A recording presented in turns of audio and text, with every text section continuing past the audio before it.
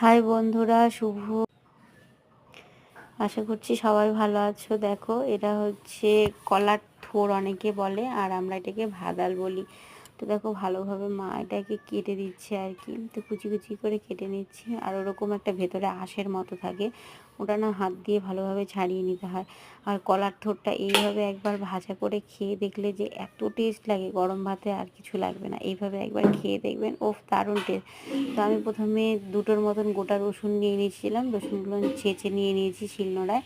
তারপরে ওখানে লঙ্কা রেখেছি, ঝালটা অবশ্যই একটু বেশ কম করে দেবে।